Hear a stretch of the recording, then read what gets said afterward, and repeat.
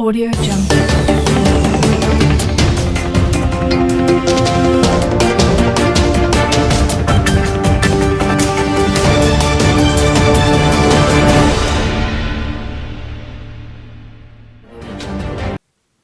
For Nigeria. The committee, in exercise of its legislative powers under Section 4 and 88 of the Constitution, is therefore concerned about the repeated spate of grid failure, and not just grid failure, the total failure of a part of the country from the grid, which has been, we can call, has become a national embarrassment. The interactive session should be seen by every one of us, stakeholders, as an opportunity to brainstorm on the ways to find permanent solutions to the problem. It is not an avenue for recrimination. It is not an avenue for finger pointing, and we do not intend to do that as a committee. We prefer that we seek for solutions. And so, we would like to set the stage to get a briefing from everyone in the following manner. 1, a briefing with regard to concrete measures being pursued by the ministry to resolve the problem of this persistent grid collapse. 2, a briefing from TCN regarding the current effort being made in its role as the TSP and the market operator and systems operator to stabilize the grid, since it appears that the primary responsibility is to stabilize the grid. 3, a briefing from NEC, the Electricity Regulatory Commission, on what it has been doing as a regulator to address the challenge of frequent grid collapse, and in concrete terms, how its intervention holds promise to resolving the matter of frequent grid collapse. 4, a briefing from Niger Delta Power Holdings and FGN Power on what he has done in terms of boosting the generation capacity and upgrade of the transmission and distribution infrastructure respectively, and the actual impact of its work, or their work, on resolving this imbroglio of frequent grid collapse. 5, that NBET should brief the committee on what it has been doing with respect to addressing the issue of gas constraints, which is often cited as one of the culprits to frequent grid collapse. Also, to find out what NBET's exit from NESI portends for the grid. 6, we expect to dwell more on solutions rather than the causes, because at every point we have discussed with the various actors, and the causes are myriad, and we are aware happens is frequent shifting of blame. We understand that discourse actually at so many times reject load from the generators and the TCN, and that is responsible, or part of the factors responsible for grid collapse. And so we will expect a briefing from the discourse on why they should reject load, and also a briefing from NEC as the regulator, what sanctions they have been imposing on the discourse, since that is part of their responsibility. 8, allegations have been rife that TCN lacks competent and adequate manpower to run the grid. So we have to find out from TCN what they're doing to address and assuage such fears, and whether they're using the trainers' napkin with regard to ensuring that they have the requisite manpower. 9, that is also appropriate to get insight from GENCOs and DISCOs on the practicable, immediate and long-term solutions with this issue of grid collapse. And this insight should be done without recriminations, because the committee is only interested in getting or finding the way forward. We will also want to know, this is number 10, that with regard to the system collapse, whether it is due to usage of substandard equipment or materials, since we know that NEMSA has a statutory responsibility under Section 176 of the Electricity Act 2023 to carry out testing and certification of electrical equipment prior to its deployment by the various actors in the electricity industry. And 12, since some states have now started setting up regional grids, we want to find out from the operators here, especially NEC, TSP and the SO functions of this, whether those functions have been concessioned to states to run, or is it still being run at the level of the TCN to avoid having competing interests in the lines. Should this be run on regional blocks with the ownership still with the federal government, or do we now need to find a way of getting around what is obviously for the system competing aims and objectives?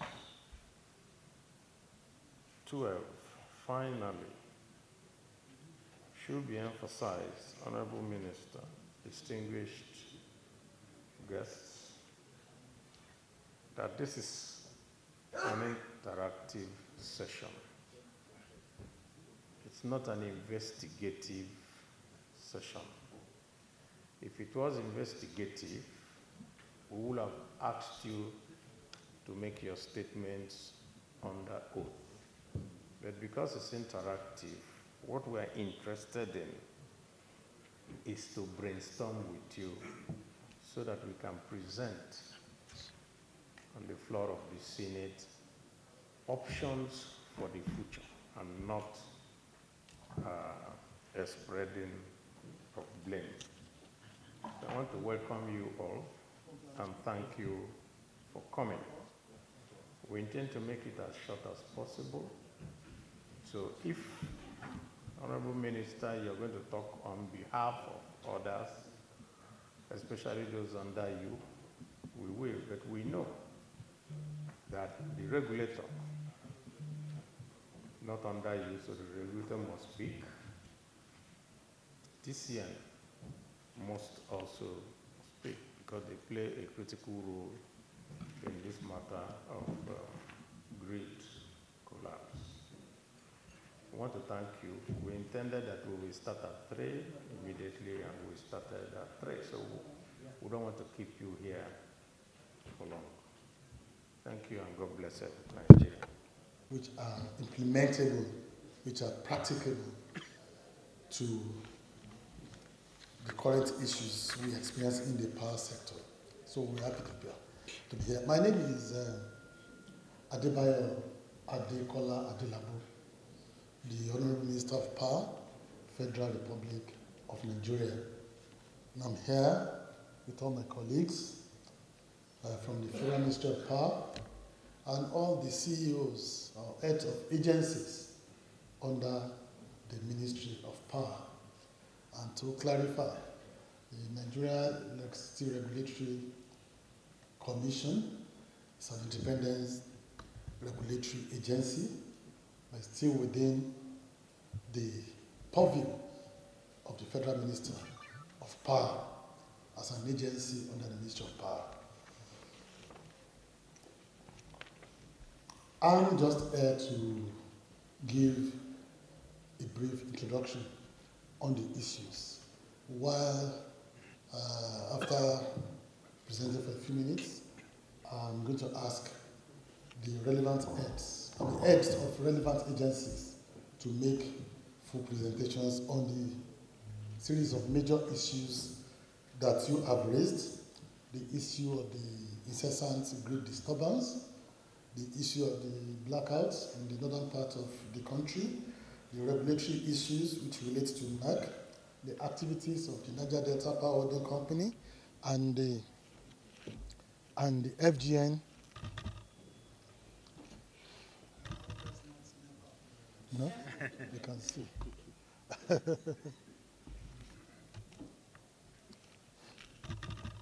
Maybe I should just continue. Okay. None of them is working now.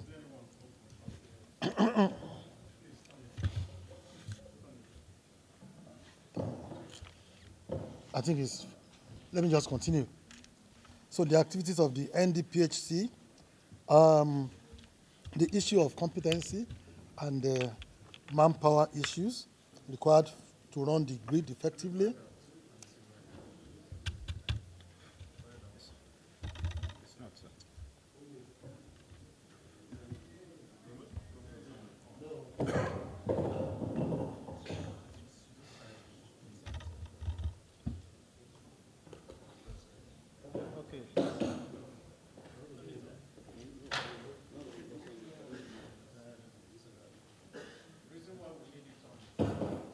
That one is fine. If you can switch off that. Yes.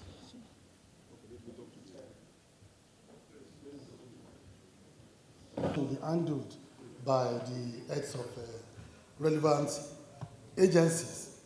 Spoke about the final solution to the grid collapse incidences, and you also raised the issue of possibility of substandard equipment being used in the sector, and what is the job of the NEMSA, which is the Nigerian Electricity Management Service Agencies, who is the chief technical electrical inspector for the industry.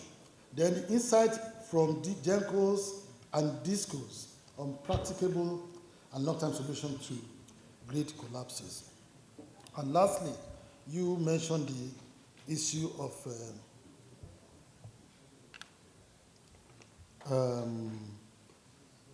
states' regulatory autonomy, which NEC has just issued for some states, and what is the implication for the transmission service provider, TSP, and the independent system operators. Let me start by saying that grid disturbances are not new to us. Honourable Minister, call them grid collapse. You know, when we start to... I will explain why. We're not fair to the Nigerian public. I will explain why. There's a total collapse in this. No. So you call it a disturbance? Yeah, let me just explain why I said so. We've seen grid collapses in the past, but more often than not, we have experienced grid disturbances. A total collapse is a disturbance too, while partial collapse is a disturbance. When you have a full grid collapse, the entire system is down, and it affects all national grid electricity consumers. Everybody will feel it. In fact, the grid will need to be restarted using one of the generating plants. That's when you have total collapse. But in most cases, we usually have partial collapses, which will affect a number of transmission lines and the electricity consumers in those regions, while others will still have access to electricity. Those could be trip-offs. It could be partial problems on the grid. Why the consumers are always aware of grid disturbance is when they do not have access to electricity, which is why I said globally, every grid once in a while will experience disturbance because these are electrical connections, electrical gadgets. There could be frequency imbalance between generation and consumption. There could be trip-offs of electrical connections. There could be fire outbreak in transformers in some of the substations. And there could be vandalizations. So there are 1,001 reasons for having grid disturbances, and it's not peculiar to Nigeria. But in most of the advanced countries, these disturbances are promptly arrested and controlled, that it will not lead to a collapse. And the consumers will not even be aware that there was a disturbance. In most of those regions, they have automation in terms of controlling frequencies. In terms of managing generation too, they do it automatically. But why it is more prevalent in Nigeria that grid disturbances lead to a collapse and it gets to affect consumer is because, number one, we lack automation in controlling the frequency. So when there is an imbalance and there's a frequency surge, which will lead to a collapse, there's what they call SCADA, which is the automation to control the frequency on the grid. We are just implementing it with the support of World Bank. In 50 years of existence of the national grid, we have not successfully implemented SCADA, which is the supervisory control and data acquisition. That's SCADA, but it is on now. It takes about 24 months to be fully implemented. I think we're in about the 6 or 8 months of commencement now. That is why we usually have grid disturbance. In the last 4 or 5 years, we have a history of the number of collapses that we have experienced, which is in the presentation of the chairman of NEC. But in 2024, we have experienced a number about 5 or 6 times, about 2 times full collapse and like 4 times partial collapse. In the month of October, we had breakdown time twice. The first was a collapse on the 4th of October, I can't remember the actual date, and it was restored within 12 to 24 hours, even though they encountered setbacks in the process of restoring it, so people actually thought it was a second collapse. No, it was only once. But the collapse of Saturday, 19th, yes. The first was 14th October. That was when we had the collapse. It was restarted and the system was restored. But on Saturday, 19th October, there was no grid collapse. What we experienced was a transformer that caught fire in our Jeba station. And for us to restrict the impact of this fire outbreak, the grid had to be shut down temporarily so that we can localize the impact of the fire outbreak of the transformer. And I'm coming to that. The transformer was 47 years old, which means it was installed early 80s. Yes, I think it was installed in late 70s, rather. It was installed around 1977. Imagine the transformer installed around first act 77, and we still used it up to 2024. So it exploded. I will try to restrict the impact of the fire outbreak. So Nigerians experienced a grid downtime of about 2 to 3 hours before it was restored. So I would say it was down twice in October. That's the summary. The full details will be given by Chairman Nek. But my point here is Nigerians are entitled to the truth, which is why I also appreciate the event of this afternoon. We have a grid that is over 50 years old. We have a grid that has suffered regular maintenance in the last 50 years. So all the infrastructures are obsolete. That lack regular update maintenance. Yes, in the last 50 years, we had infrastructures that are obsolete, that are weak, that are old. Apart from that, that have been regularly vandalized deliberately by our people. When you have that, until the entire network is fully revamped and upgraded, grid disturbance is almost inevitable.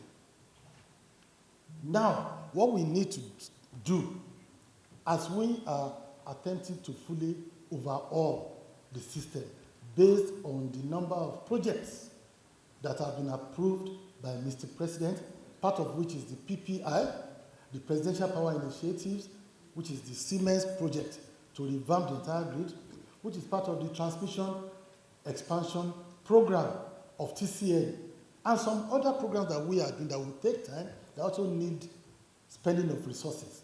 What we need to do now is to cautiously manage the grid and either prevent or reduce the frequency of downtime. And I likened it to, because we just had a press conference with respect to this same issue, and I likened it to a case of anybody that is driving a rickety car, an old car, with old gadgets, manual and all that, and with lot and lot of obsolete parts, old parts, unserviceable parts. If you are not ready to buy a new one, you need to know how to manage the rickety car. You change the engine today, the transmission system tomorrow, the brake system day after, the tires next tomorrow. It is not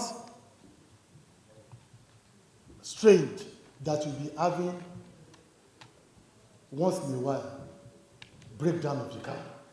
But what is your response time so that it does not affect your journey? And I can tell you that TCN, on their part, and the other relevant agencies, to a large extent, they have been up to the task of responding promptly each time we experience this grid disturbance or grid collapse. So what we now need to do is to, in the short term, raise our game, service all those infrastructure that require service, change the ones that we believe are unserviceable, and continue to implement our grid revamping projects. Those are the things that we are doing in the first place. The second thing that we are doing in terms of solution, I am of the opinion that the world has moved beyond having a centralized national grid. When you are having a problem in a part of the grid, why should it affect the entire grid and the entire Nigeria will be in darkness? No. So we are moving to make sure we regionalize the grid, and if possible, start having state grids that will be embedded within each sovereign state. And there will be insulation, there will be immunity from grid to grid. The one way we can start doing this is a memo that has gone to Mr. President for him to approve. It involves establishing what is called a super grid, that is a failover or a backup grid, so that there will be alternative loop of passing power across various sections of the country.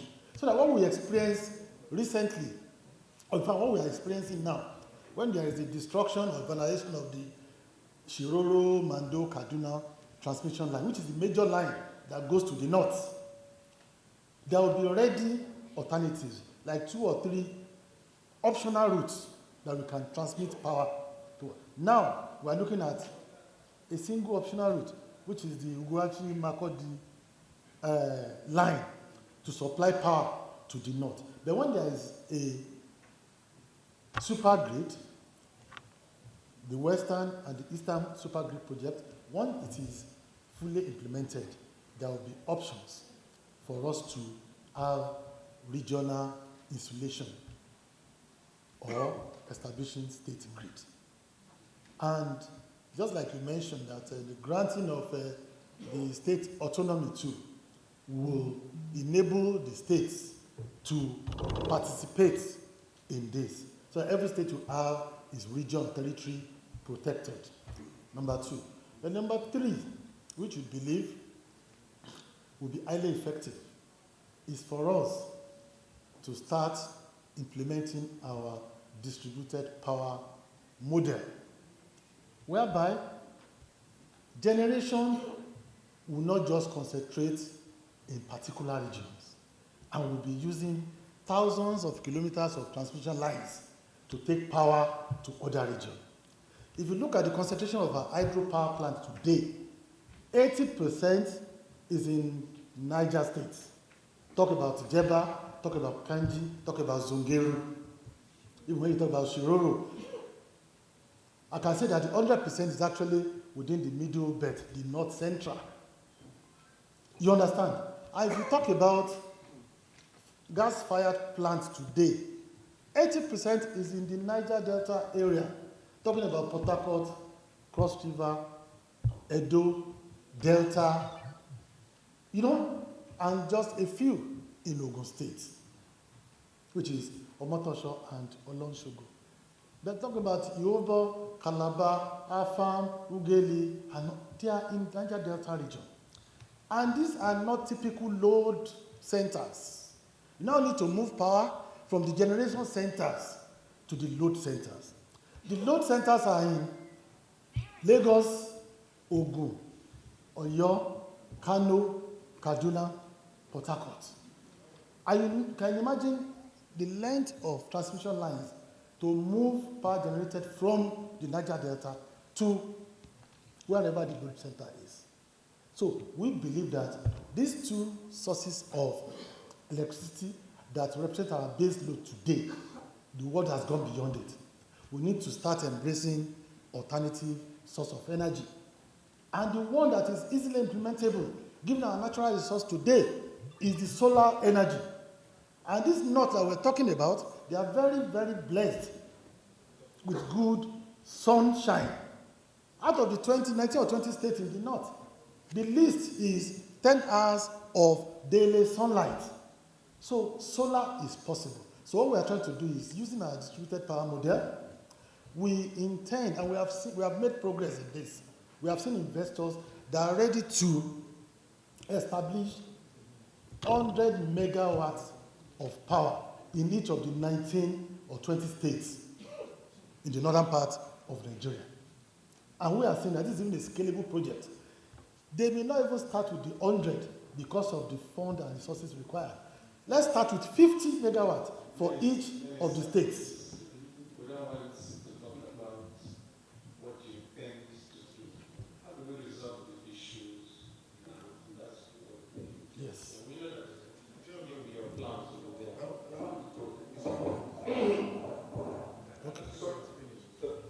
Okay, but we have to put, we don't want this meeting to end up.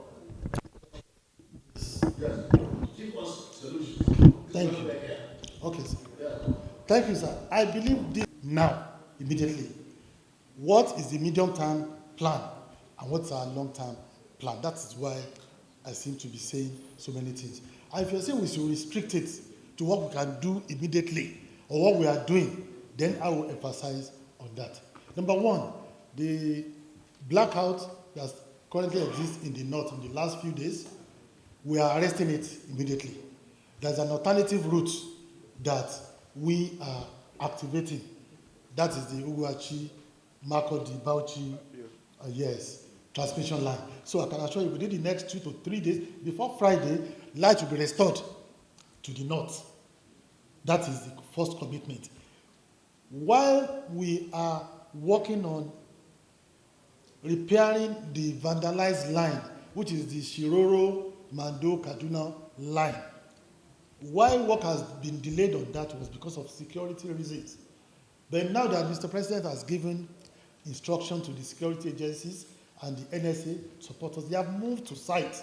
And that will definitely take between 10 and 14 days to repair, because the vandalization involves demolition of towers, and there are a lot of civil work to be done before they start stringing the lines. So, but temporarily, power will be restored in the next 2 to 3 days, and 80% of the northern part will have power. But within the next 14 days, it will be 100% once we are done with that. That is number one on the current blackout. The immediate solution to the incessant collapse, I've been very sincere and truthful that while we will try our best to ensure we prevent occurrence of grid collapse, it is almost inevitable. We might still have it. But what I can assure you is to improve on our response time to revamp the collapse. Before the collapse of 14th of October, the last one we had was in April, May. Yes, I think it was only about April. And there was a little disturbance in July until we had another one in October. So you could see that we were on top, but some things are beyond our capacities because of the old and dilapidated infrastructure. But we promise you that we will look through the state of the infrastructure, make sure we change those that we believe are unserviceable. And the other ones that are old but we cannot change, we make sure we service them and make them workable. That is what we can do in the short time. But the issue that I was trying to explain was, what can we do to bring a permanent solution, which is possible within a short? It's not a 1 month or 6 months issue. It is something that will take between 18 months to 48 months.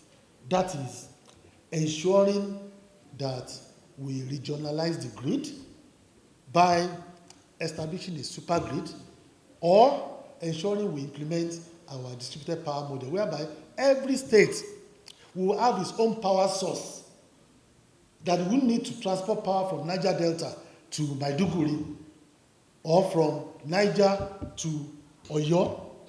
And if each of the northern states have 50 megawatt or 100 megawatt, this will be installed within the distribution network of the states. It won't need to pass through the high voltage 132 or 330 kV lines. They will be restricted to 33 kV lines within the states. So if there is a problem with the national grid, each state will have a backup and they will not be impacted. That is the medium-term solution, which was what I was trying to explain. So at this point, let me leave it to the chairman, NAC, to provide further insight. And if there is need for me to intervene again on other issues, I will. Before next start, please, the senators may have some questions. But now, we are asking for quick solutions. Now, from some of the oversight visits that we have done to around the country, we can mention two issues. One, that is a proliferation of unsecured facilities and uncompleted projects, particularly those ones that are under TCI. Of course, they are unsecured, they are built all over there. We went to some places. There is nowhere where you have put in a lot of resources, a lot of money has been spent on some of these projects. You don't find a single policeman or even a national security and civil defense units. You know, we thought when the NSDC was formed, it was formed to secure national assets. You know, the direction in which it is being used, you know, I think it's alien, you know, to the conception of the National Assembly about national apparatus.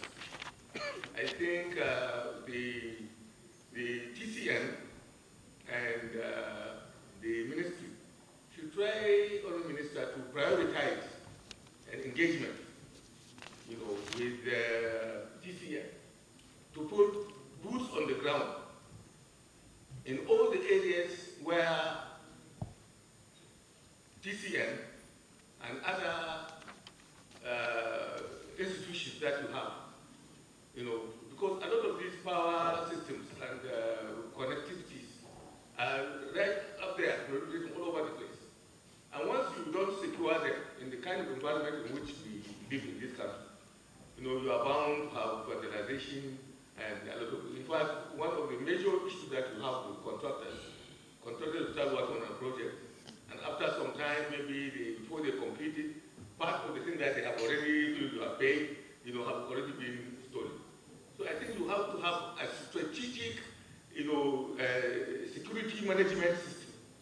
You know, because this power is a priority in this country. So you have to have a strategic security management system where every single inch, every single equipment that is under the Ministry of Power, you know, should be secured by our security agencies. If you need more, or if you need resources to make sure that these things will come to the National Assembly, we will try to make sure that you have the resources to make sure that there are boots on the ground in every installation that you have all over this country.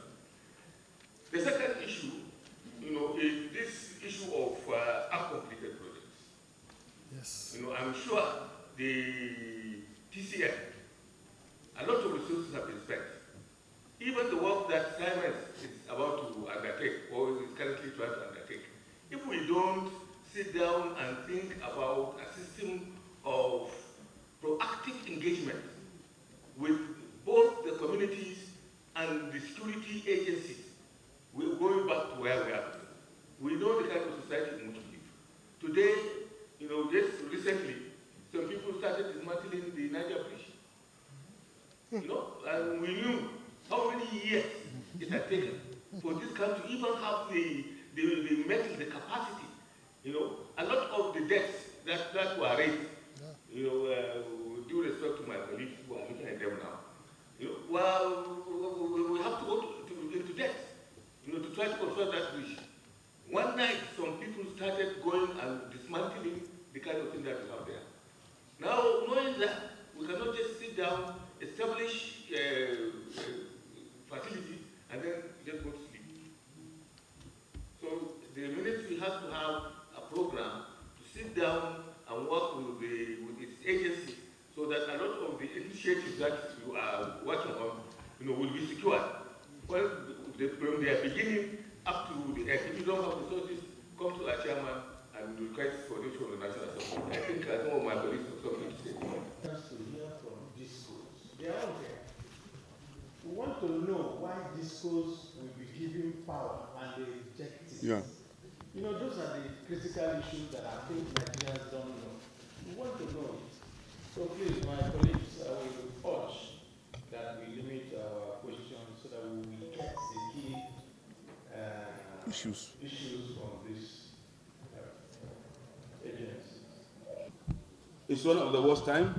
We had total collapse 22, partial collapse 6, totaling 28. In 2017, we have 15 total collapse, 9 partial collapse, total 24. In 2018, we had 12, then 1 partial, total 13. In 2019, Please concentrate on solutions. I'm telling you, sir, what I'm trying to show here is that we are doing all our best to bring these collapses to minimum. If you look at what I'm reading now, you look at from 2015 to date, these system collapses are coming down. They are not going up. So we are working. This is the summary I want to give. In less than 1 week, Sir? about 3 collapses. In less than 1 week, how can you talk about the same? There was no 3 collapse, sir. What is it? We had 1 collapse. There is total blackout in the district. You're telling me it's not collapse. Distinguished senator, let me explain, sir. Yes. We had collapse on Monday. We were trying to bring back the system. We had a setback. So on Tuesday, there was no system collapse. The setback is that the system cannot, when you are bringing back the system, you follow to energize from one station to the other, from one transmission line to the other. So when you have a setback, you try to bring some part of the country on the grid, but it failed to come back. So it doesn't mean that it's a system collapse. And we continue to do it, and we were successful on Tuesday. Then the second collapse was on Saturday, which was due to the fire at Jeba. And that one also, once there is a fire on that city, the system has to operate in order to protect the equipment. If the system did not operate, it means the whole substation can catch fire. So somebody has to understand the dynamics of the power system. I think I want you to understand why we are here. Yes, sir. Disturbances. System collapse, please. Okay. That's what we know here. Okay, sir. For this purpose, I will use system collapse. Yeah. But the way Chairman said, I may not be able to avoid myself from mentioning some of the things the Honorable Minister said, because the causes are almost all the same. Here, what I did in my presentation, I try, first of all, to explain what is a transmission grid. This is the interconnection of network apparatus that connect generators through transmission facilities to distribution load centers at high voltage level, 330 kV and 132 kV. The grid is one, but made up of multiple users. We have 29 or more generators. We have 1 transmission system. We have 12 distribution companies and 3 international customers.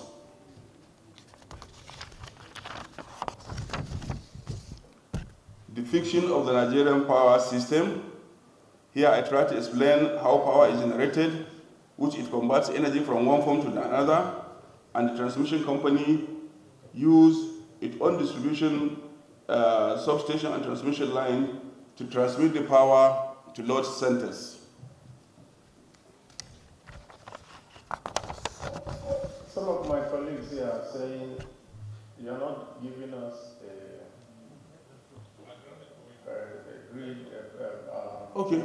PowerPoint presentation. So don't do theoretical. Just go ahead and tell us the things that you need. Okay, let me talk about what is called grid stability.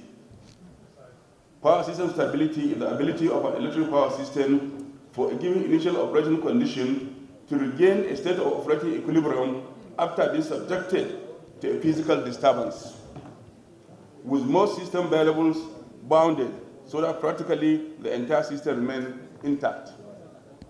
For a power grid to remain stable, it needs to respond to volatility in voltage and frequency. A power system collapse is the total or partial failure of the electrical grid to function after experiencing disturbance that exceed the grid's stability limits. How do we maintain grid stability? We are coming to that, sir.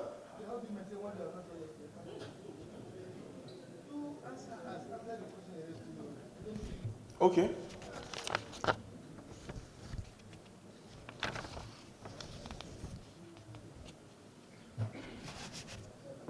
What we are saying, sir, there are a lot of... Yes, it's what I'm trying to explain, sir. No problem. What a collapse is any abnormality in the system that can cause grid collapse. It can happen either from generators or from transmission company or from distribution companies. TCN is the one that is managing the grid. But it doesn't mean that if there is a system collapse, then TCN is at fault. It could happen from any of the three legs. Now, if, for example, a generator suddenly switches off, that means there is a loss of power. Maybe we are generating 6,000 megawatts. Suddenly, a generator that is producing 350 went out. The frequency will go down and it can cause system collapse. The same thing when it comes to transmission company. Maybe a line that is carrying almost 600 megawatts. Due to some reasons, maybe faulty equipment, maybe vandalization, or any other factor, maybe even a natural disaster, and that line trip, that can also bring system collapse. Then when it comes to the distribution companies also, if we are producing 8,000 megawatts, but they're only carrying 5,000, that can also cause grid collapse. So it can happen from any point, sir.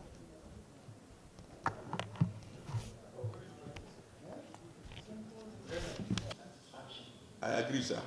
I agree, sir, but I feel some of the solutions can be offered by this committee. The chairman of the committee had just mentioned it to the Honorable Minister that he has been in the committee for the last 12 years.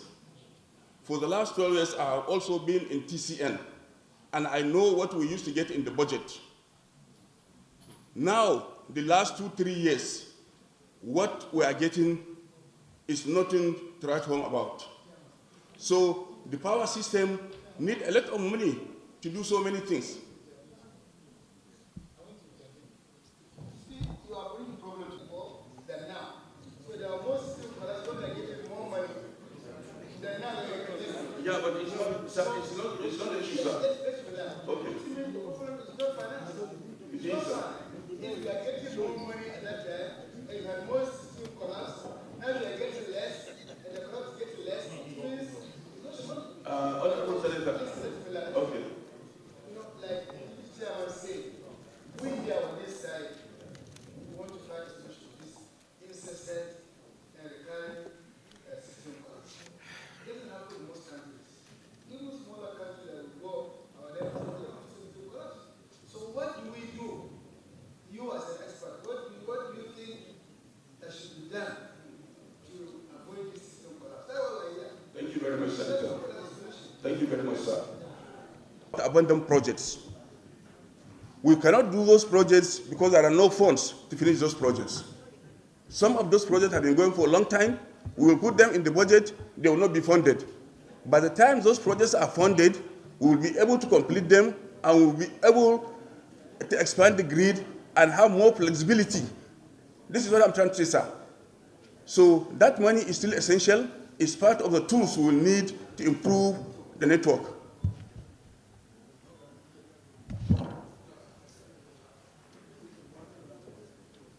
Gas, improper coordination of plant and gas pipeline maintenance schedules. Then we have poor and insufficient generation availability. Then we have also negative frequency response. When it comes to transmission, we have lack of operating and spinning reserve and voltage support schemes. We have lack of reliable and adequate SCADA EMS facility.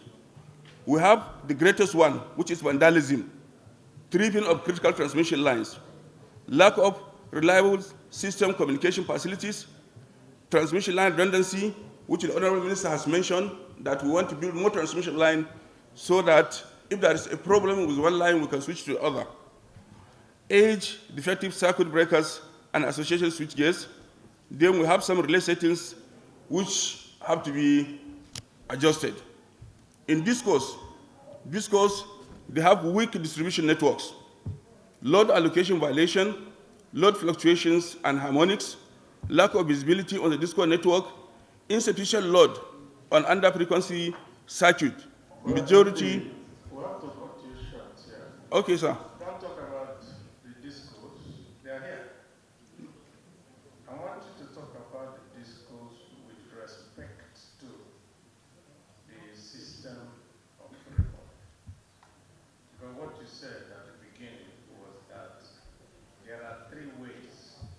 It fails in transmission, it affects it, and if something fails in distribution, it affects it. And because you are the system operator, if any of these things fail, you now have to find a way of balancing or everything collapses. I think that is essentially what you have been trying to say. Yeah. Power. Then the grid collapses. You give them far more than they want. That much. Yeah. So, what happens if you give discos power and they don't want it? Because telling us that they have networks that are not so good and all that, that's not what we want to know.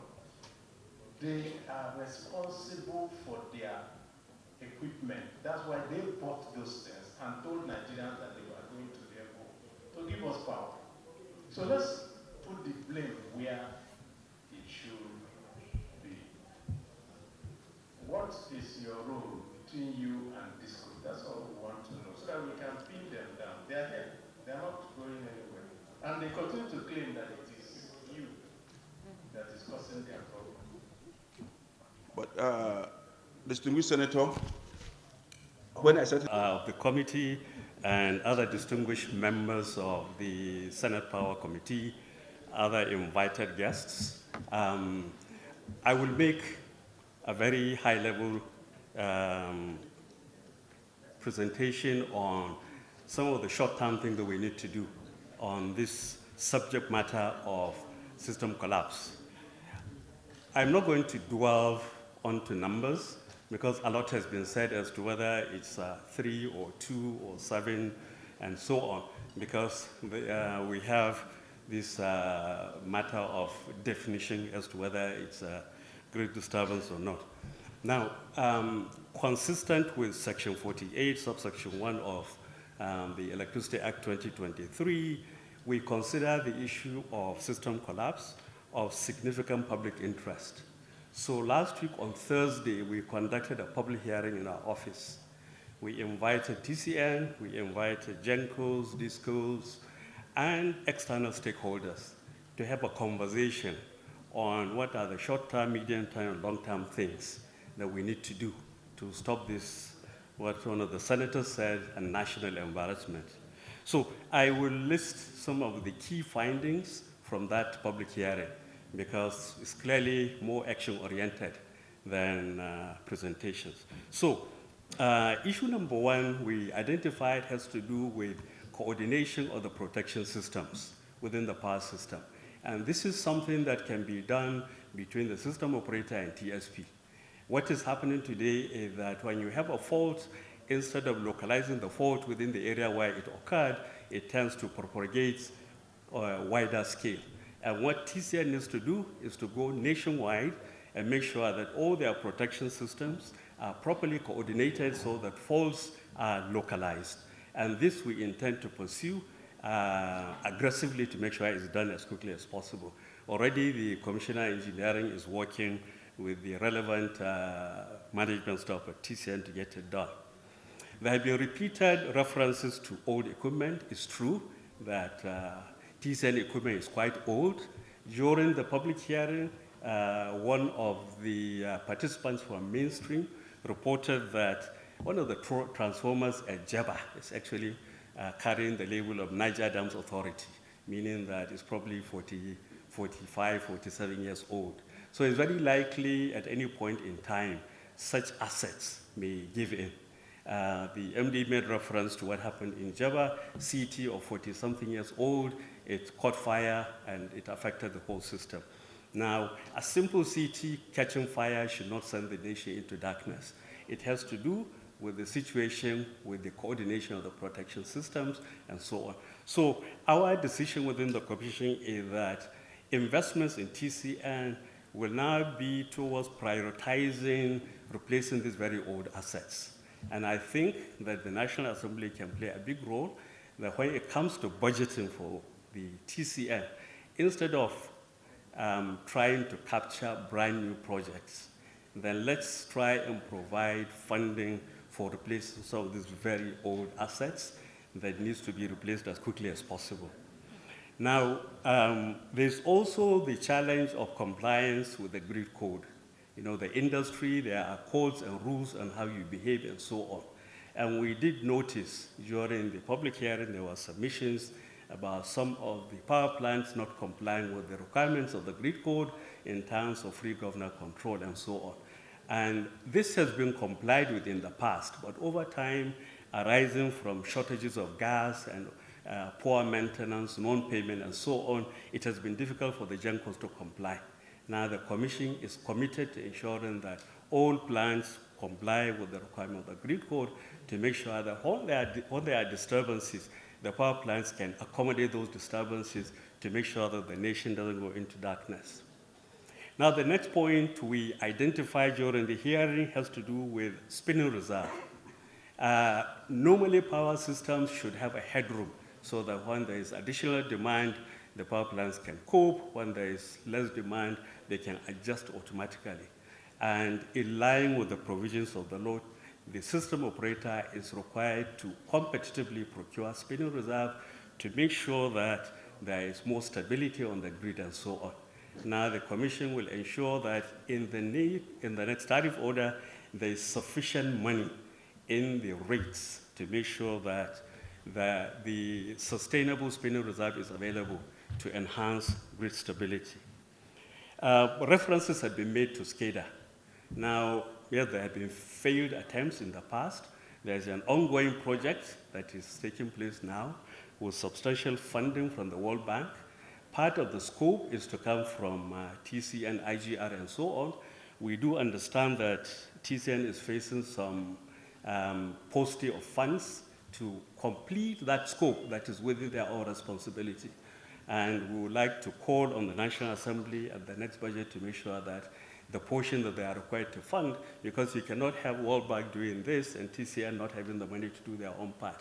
We're also talking to other parties to see if sufficient funding can be made available to make sure that the complete SCADA that is fit for Nigeria is actually implemented. They have also... that everybody is paying for 20-something years. Well, National Assembly should bring money. Distinguished Chair, Complete or a new one. Distinguished Chair, you have requested us to prepare a summary of what has happened in the past. So it will be presented. But right now, there's a World Bank loan for implementing a brand new SCADA project that is fit for this country. Is it for the whole country or just for a part? No, for the whole country. Now, our understanding is that TCN is supposed to fund some of the aspects using their IGR, but they do not seem to have all the money, and we also think that the scope can be enhanced. Now, there are sufficient number of initiatives in the sector that can come in to make sure that we deliver that is something that works, and so on. And I think we'll continue to work with the ministry and TCN to make sure that SCADA this time around is fit for purpose. The Honorable Minister also mentioned the idea of sectionalizing the grid in such a manner that when there are faults, sections of the national grid can island itself so that the nation is not put into total darkness and so on. Already there's a work stream comprising of the commission itself, TCN, external consultants to see how we can reconfigure the grid in such a manner that faults and incidences, let's say acts of vandalism, people go and hack the tower, you lose 500 megawatts, grid goes into instability. In that manner, that area should be isolated and the rest of the nation should be able to continue to operate. So already work is ongoing to make sure that we do this one as quickly as possible. These are short-term things that we want to do. Now, from the next perspective, we have in the past issued in our order a commitment or all discourse to begin to do embedded generation. Because what is happening now in many northern states is that there's no local generation, and that's why you have to rely on this. So discourse are now required by the Commission's order to buy at least 10% of their requirement through embedded generation, so that when there is such a fault, you can have local generation to do what needs to be done. Recently also the Commission convened a Distributed Energy Resources Summit. It was led by the Honorable Minister, and the idea is to begin to think about distributing generation all over the country. It was a very successful summit. A lot of investors have shown interest in working with the discourse to see how we can have generation all around the country. I think this is a summary of some of the things we have identified from the public hearing, and the final report can be shared with the Senate Committee on Power and all stakeholders. Thank you very much for the opportunity. You have not said anything about sanctions on those who refuse to take power. Oh, okay. Because that is where part of the problems we have been told is the issue. Okay. When they refuse to take power, then of course there's a drop, and when there's that drop, then of course the system operator don't know how to handle it, and then since there's no spinning. I want to say that because they don't take as much as it is the reason why there's a collapse. Now, when the disco don't take as much as they are prescribed, it's not their fault if they don't take. Let me explain, Honorable Minister. Now, in the tariff order issued by the Commission, also the KPI order that the Commission issued, discos are required to take their contracted capacity. It's not, we don't want to use allocation, contracted, because each disco is what can you take and pay for. So this is already embedded in their tariff. Now, in our KPI order, we measure what proportion of this have you actually taken. And there are penalties for discos that do not take that contracted capacity. So maybe we'll share the order, you see what we have done to make sure that discos actually are teleguided into taking their own load. There are always penalties, unlike before where when you actually don't take your power, you actually get compensation because somebody else has taken your allocation. So we have a number of KPIs for all distribution companies, one of which is taking your contracted capacity. If you deviate by a certain percentage, there are significant penalties. We have this, even TCN itself. If TCN is to deliver power here, they do not deliver power sufficient as they agree with the discos, they get penalized through LDs. TCN pays billions every month for such failure events. If they deliver the power and the disco doesn't take, there are also penalties where TCN gets money and so on. So it's not like the discos are free to do what they like. This LSA agreement that has been signed hold everybody responsible to some commitments. Thank you very much.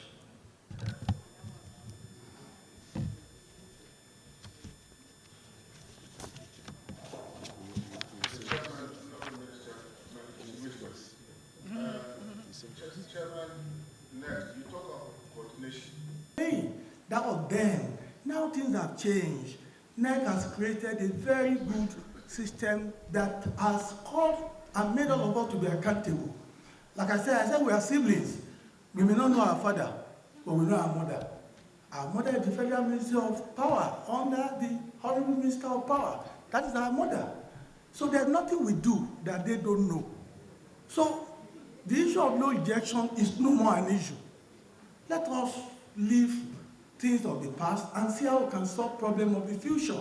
The issue is simple. All these grid collapse, in fact, I disagree with my brother, the Honorable Minister, when he talk about disturbances, downtime, collapse. Whether it's disturbance or downtime or collapse, no light. So the answer is no light. So it's not about the terminology. The issue is dilapidated equipment across the board. Even we are part of the problem. And we always say it, we admit where we have our own fault at these schools, but that's the only way we can solve problem. The issue of funding, investment in TCN is very important. Nigerian transmission grid, unlike most countries of the world, is radial in nature. It goes straight, no loop. When you have a transmission grid without any loop, once there's problem somewhere, like what happened in Jebba, you cannot isolate it and then cut it off and continue to supply. That is where we should all be looking at. And I support our regulator when the chairman said, TCN should now be spending money on replacement of those old equipments.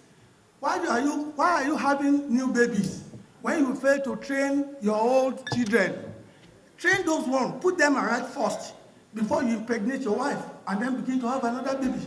So I think that is the way we should go. And in doing that, there should be collaboration, cooperation, and alignment. A situation whereby some people would be like this, that we and them, we don't want that. No, now only we.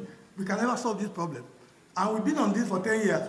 In 10 years' time, we'll come here and sit down and be saying the same thing. And no amount of prayers will help us. What will help us is for us to get to work, identify the problems, put money where money should go, track the money, use it, have the right priority, then you can have a good TCN. Whether it's a single grid or regional grid. Thank you, sir. And I believe that we're going to take a number of them into what we do, which I believe is going to add value to us. But I made jottings of a couple of important issues, which I also want to clarify. I mean, number one issue on my list here is actually the issue of the security management system, as advised by our distinguished senator, my dear brother, distinguished Senator B. This is the single most important. I want to state it without equivocation that whether it's system collapse, disturbance, partial or full, there has not been any system collapse that has lasted 2 days since we resumed here. Yes, it's always a matter of hours or a whole day. What we are experiencing in the north was not due to grid collapse. It was where? That's what I'm saying. It was not due to grid collapse. It is vandalization of transmission line, which we do not have much power over. Stations and distribution transformers. Where do we get money to do the protection? And according to the Nigerian Constitution, the duty to protect the national asset falls on the Ministry of Interior through the National Civil Defense Security and the National Security Advisor. That is not the primary responsibility of a Ministry of Power. You understand? So, and we are actually working with them now to ensure that they provide security, because we suffer for it if these things are damaged. So I need to clarify that. And I'm also begging this committee that when we come with our budgets, these are things to be considered. I can tell you that the budget for power, if you add together the original budget and supplementary budget, is not up to 1% of total Nigeria budgets. And we're talking about replacement of, you have witnessed a lot of money spent by Nigerian government through appropriation and spent our development partners, World Bank and AFDB. I can tell you that we are only getting less than 10% of the benefit of spending, because majority of those projects are never completed. Instead of completing it, we go and start another project. That is it, number two.